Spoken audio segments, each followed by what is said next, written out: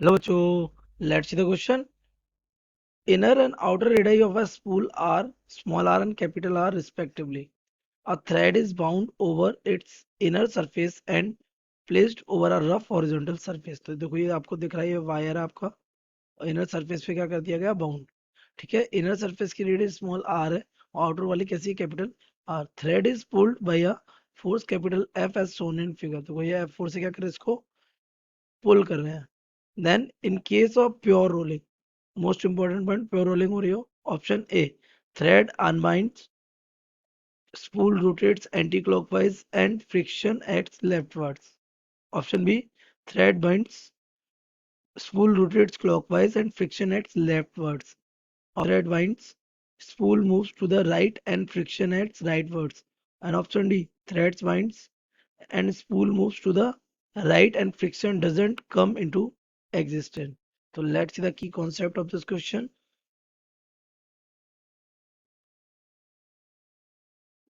The key concept of this question is बेटा कि जब ये प्योर रोलिंग होगा ना तो कौन सा है बेटा प्योर रोलिंग। तो you can say in pure rolling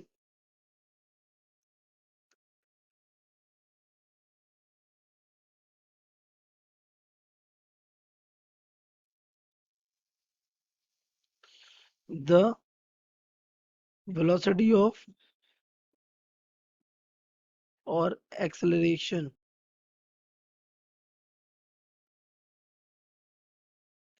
point of contact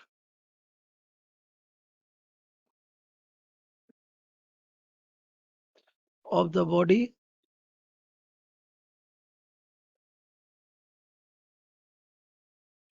with respect to ground। Ground के रिस्पेक्ट में कितना रहना चाहिए जीरो रहना चाहिए। तो देख लेते हैं इस क्वेश्चन को बनाने की कोशिश करते हैं। तो देखिए आपने इस पे लगाया फोर्स एफ यानी इस पे एक फोर्स लग गया होगा क्या ये एफ। अगर ये एफ फोर्स आगे लगा होगा तो पता है ये आगे जा रहा होगा। तो मान लिया ये कितनी वेलोसिटी से ये जा रहा है आगे वी वेलोसिटी से। तो ऑब्वियसली यहाँ पर ये कहाँ जाने की कोशिश कर रहा होगा आगे कितनी वेलोसिटी से वी वेलोसिटी से। अगर प्योर रूलिंग है ना इफ प्योर रूलिंग और मान लिया ये पॉइंट हमने दे दिया पी दे दिया है ना पी पर एक वेलोसिटी वी कहाँ जा रही है आगे ड्यू टू एफ। तो if pure rolling is there then a backward velocity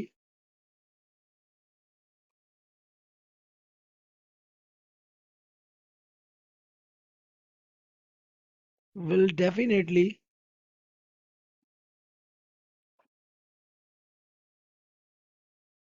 there। वहां पर बैकवर्ड वेलोसिटी जरूर होगी। तो देखिए बैकवर्ड वेलोसिटी के लिए उसको कैसा घूमना जरूरी है ऐसा। तभी तो उसको बैकवर्ड डायरेक्शन में क्या मिलेगा एक ये इधर मिल जाएगा इसको एक कैपिटल आर से अगर मैं देखूं इसको मिल जाएगा एक कैपिटल आर है और ये स्मॉल आर है ना। तो इसको मिलेगा कैपिटल आर ऑफ ओमेगा और ये दोनों आपस में जीरो होंगे बराबर हो जाएंगे तो ये आपका क्या हो जाएगा इक्वल हो जाएगा। तो ये कैसा घूम रहा है क्लॉक वाइज देखिए। तो spool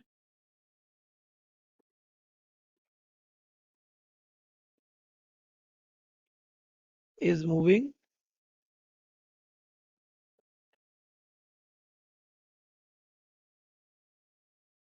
clockwise। okay now point is this कि फ्रिक्शन किधर लगेगा है ना।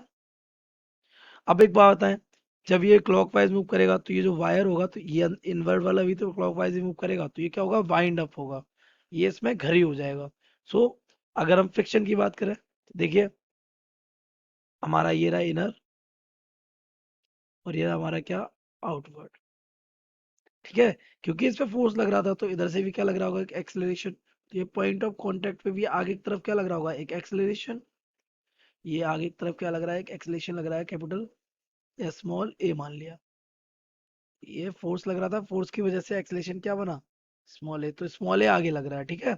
अब स्मॉल ए अगर आगे लग रहा है तो डेफिनेटली इस पर एक पीछे की तरफ बैकवर्ड क्या लगना चाहिए force let with the friction. Friction का एक्सेलेरेशन कितना लग रहा है स्मॉल ए डैश और a dash must be equal to the क्या होना चाहिए ए क्योंकि प्योर रोलिंग चल रही है।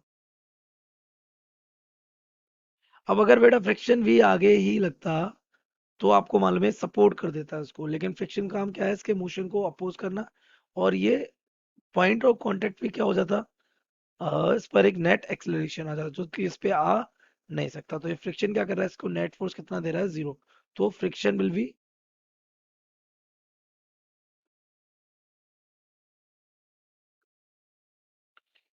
Left words.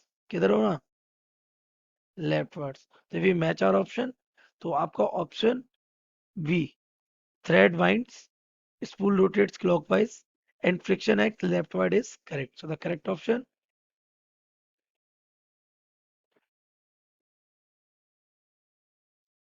B. I hope you have understood it well. Best of luck.